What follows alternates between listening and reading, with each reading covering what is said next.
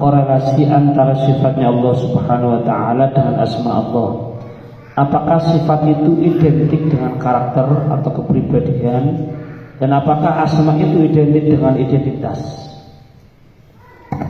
Saya nggak paham antara identik dan identitas. Tapi intinya begini, kita mempelajari sifat Allah Subhanahu wa taala adalah karena kita sedang melaksanakan perintah Allah. Perintah Allah adalah fa'alam annahu la ilaha illallah. Kita ngaji tauhid itu karena diperintah Allah, fa'alam annahu la ilaha illallah. Fa'alam, maka ketahuilah la ilaha illallah. Apa itu artinya la ilaha illallah? Allah itu siapa? Makanya kita ngajak kita biar kita tahu. Kita disuruh mengetahui, berarti kita harus ngaji, harus ada dasarnya, ada yang mengajarkan.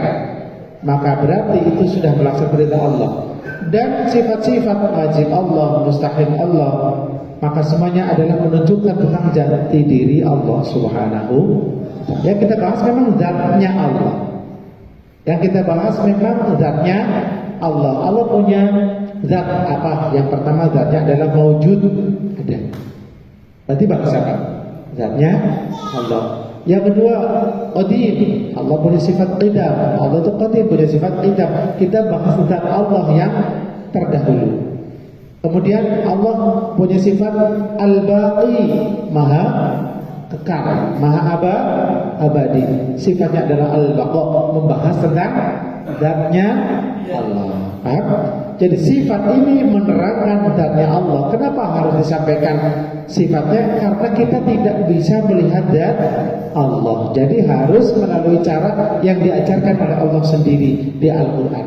Nah, kemudian semua sifat-sifat Allah yang disampaikan ada 20 sifat wajib, maka itu sebenarnya adalah rangkuman dari beberapa disari dari isi dalam kandungan Al-Quran. Cuman kita bukan ulama, jadi nggak tahu cara meraciknya. Nah, jadi seperti Allah Subhanahu wa taala mempunyai sifat qudrah.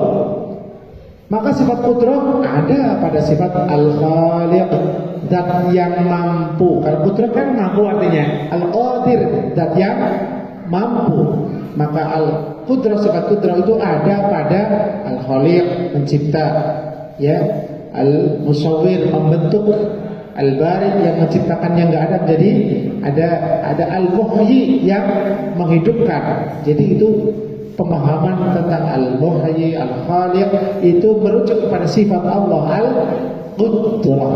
Paham? Jadi Asmaul Husna yang jumlahnya ada berapa? 100 kurang 1. Maka itu untuk menjelaskan sifat wajib Allah Subhanahu wa ta'ala. Jadi saya belum paham dengan istilah identitas, tapi yang saya maksud adalah semua itu adalah Allah sendiri yang menghendaki hambanya untuk memahami Dia. Itu aja, ya. Jadi kayaknya yang nanya selalu udah paham lah maksud saya, ya.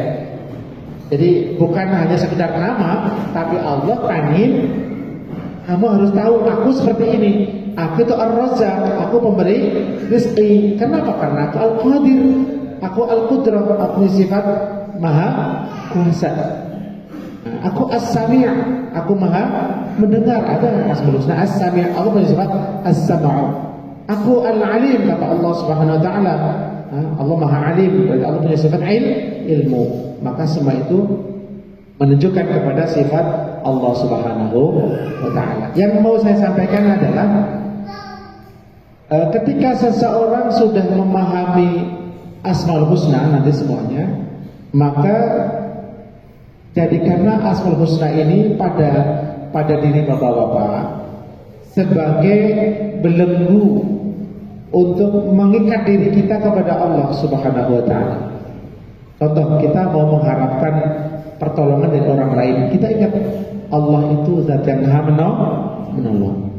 Kita mengharapkan pemberian dari orang lain, ingat, oh ya, Allah maha pemberi al-wahhab. Itu maksudnya, agar kita tetap dekat dengan Allah Subhanahu wa ta'ala. Oke? Paham? Karena manusia dalam memahami Allah itu macam-macam.